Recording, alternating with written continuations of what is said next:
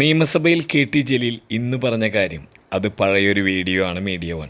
മറ്റൊരു ജില്ല രൂപീകരിക്കുമ്പോഴും ഉണ്ടാകാത്ത എതിർപ്പാണ് മലപ്പുറം ജില്ല രൂപീകരിക്കുമ്പോഴുണ്ടായത്. ബിജെപിയുടെ ആദ്യ രൂപമായ ജനസംഘവും കോൺഗ്രസും ജില്ലയ്ക്കെതിരെ പ്രത്യക്ഷ സമരവുമായി വന്നു.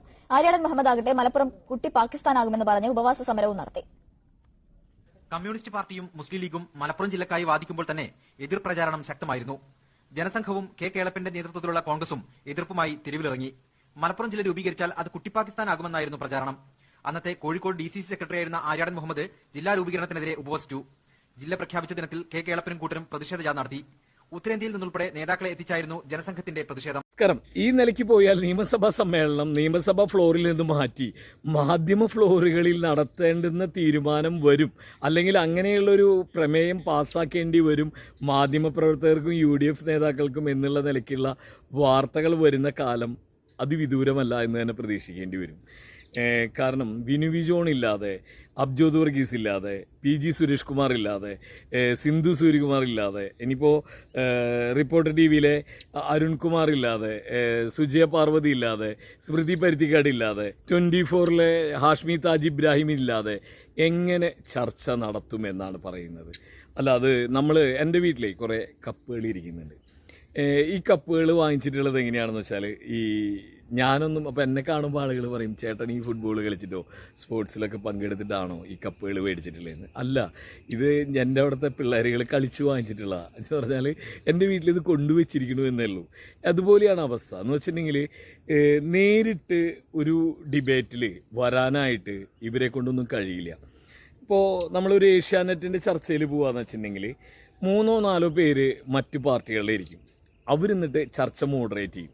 മോഡറേറ്റ് ചെയ്യുന്ന ആൾ ഈ ഇടതുപക്ഷത്തിൻ്റെ ഒരാൾ വന്നാൽ പറയാൻ സമ്മതിക്കില്ല. അതുപോലെ സംസാരിച്ചുണ്ടാക്കുന്ന പൊതുബോധമല്ല യഥാർത്ഥ പൊതുബോധം എന്നുള്ളത് മനസ്സിലാവേണ്ടതാണ്.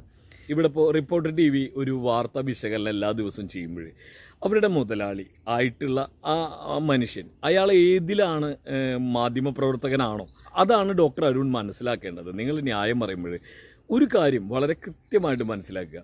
ഒരു M-Phone എന്ന് പറഞ്ഞ ഒരു പദ്ധതി കേരളത്തിൽ കൊണ്ടുവരികയും അത് നടപ്പാകാതെ പോവുകയും ചെയ്തു എന്ന് പറഞ്ഞാൽ ആരും പറ്റിച്ചു എന്നൊന്നല്ല പറയുന്നത്, അത് മറ്റൊരു കഥയാണ്. നമ്മൾ പറയുന്നത് പത്രങ്ങളിൽ പരസ്യം ചെയ്ത് ജനങ്ങളെ വിഡ്ഢികളാക്കി. എന്ന് വെച്ചാൽ ഞങ്ങൾ യൂറോപ്പിൽ വിൽക്കുന്ന ഫോണാണ് എന്നൊക്കെ വന്ന് പരസ്യം ചെയ്തു. അതിനുശേഷം 4-3-7 ഫോൺ പോലും അവരുടെ കയ്യിലില്ല. അരുണിന് പോലും അറിയാം. അരുൺ 24-ൽ ഇരിക്കുമ്പോഴാണ് തലേമ കെട്ടൊക്കെ കെട്ടിയിട്ട് വന്നിട്ട് ഒരു വാർത്ത ചെയ്ത് നമ്മുടെ മുട്ടിൽ മരമുറിനെ കുറിച്ച്. എന്തൊരു ഗതികേടാണ്. ഇവരൊക്കെ ഇരുന്നിട്ടാണ് ഈ ഗവൺമെൻറ്റിനെ വിലയിരുത്തുന്നതുകൊണ്ട് തെറ്റല്ല പറയുന്നത്. പക്ഷെ നിങ്ങളൊന്ന് തിരിഞ്ഞു നോക്കണ്ട. വിവേകാനന്ദ സ്വാമികൾ പറഞ്ഞ പോലെ ഒരു വിരൽ ചൂണ്ടുമ്പോൾ 3 വിരലേ നമ്മുടെ നേരെ തിരിഞ്ഞിരിക്കുകയാണ്. അപ്പോൾ ഇതാണ് ഒരു അവസ്ഥ. ഇപ്പോൾ നമ്മൾ ആരോപണങ്ങൾ സൃഷ്ടിക്കപ്പെടുകയും ആരോപണങ്ങൾ മറ്റുള്ളവർക്കെതിരെ നിർമ്മിക്കുകയും ചെയ്യുന്ന ഒരു പുതിയ കാലത്ത് നിങ്ങൾക്ക് തന്നെ ആലോചിച്ചറിയാം, മിടിക്കാത്ത ഹൃദയം. ആ വാർത്ത എത്ര മോശമായിരുന്നു എന്ന് അരുണിനറിയാലോ. ഇനി വേണ്ട, അഖിൽ മാത്യു കൈക്കൂലി വാങ്ങിച്ചു. എന്ത് കഥ. ഇനിയിപ്പോൾ ഇന്ന് ഇതുമായി ബന്ധപ്പെട്ടുള്ള നടന്ന ചർച്ചയിൽ വളരെ കൃത്യമായ വിവരങ്ങളാണ്. മലപ്പുറം ജില്ലാ രൂപീകരണത്തിനെതിരായി ഒരു സമ്മേളനവും പ്രകടനവും നടത്തിയത്. എവിടെ നോക്കിയാലും പള്ളികൾ. അങ്ങനെ പള്ളികളുള്ള ഒരു ജില്ല എന്തിന് എന്ന് ചോദിച്ചുകൊണ്ട് പ്രകടനം നടത്തിയ ജനസംഘത്തിന്റെ കൂടെ നിന്ന് ഇനി എന്തിനൊരു പാകിസ്ഥാൻ എന്ന് ചോദിച്ചവരല്ലേ കോൺഗ്രസുകാർ? മലപ്പുറം ജില്ലാ രൂപീകരണത്തിനെതിരെ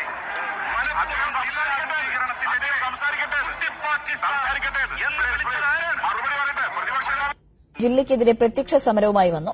ആര്യാടൻ മുഹമ്മദ് ആകട്ടെ മലപ്പുറം കുട്ടി പാകിസ്ഥാനാകുമെന്ന് പറഞ്ഞ് ഉപവാസ സമരവും നടത്തി. കമ്മ്യൂണിസ്റ്റ് പാർട്ടിയും മുസ്ലിം ലീഗും മലപ്പുറം ജില്ലക്കായി വാദിക്കുമ്പോൾ തന്നെ എതിർ പ്രചാരണം ശക്തമായിരുന്നു. ജനസംഘവും കെ കേളപ്പന്റെ നേതൃത്വത്തിലുള്ള കോൺഗ്രസും എതിർപ്പുമായി തെരുവിലിറങ്ങി. മലപ്പുറം ജില്ല രൂപീകരിച്ചാൽ അത് കുട്ടി പാകിസ്ഥാനാകുമെന്നായിരുന്നു പ്രചാരണം. അന്നത്തെ കോഴിക്കോട് DCC സെക്രട്ടറിയായിരുന്ന ആര്യാടൻ മുഹമ്മദ് ജില്ലാ രൂപീകരണത്തിനെതിരെ ഉപവസിച്ചു. ജില്ല പ്രഖ്യാപിച്ച ദിനത്തിൽ കെ കേളപ്പനും കൂട്ടരും പ്രതിഷേധ ജാഥ നടത്തി. ഉത്തരേന്ത്യയിൽ നിന്നുൾപ്പെടെ നേതാക്കളെ എത്തിച്ചായിരുന്നു ജനസംഘത്തിന്റെ പ്രതിഷേധം. എല്ലാവർക്കും നമസ്കാരം. മാധ്യമ ഫ്ലോറുകളിലാണ് ഈ ചർച്ച അനുവദിക്കപ്പെടുള്ളൂ എന്ന് പറഞ്ഞുകൊണ്ട് നിർത്തുന്നു. എല്ലാവർക്കും നന്ദി, നമസ്കാരം.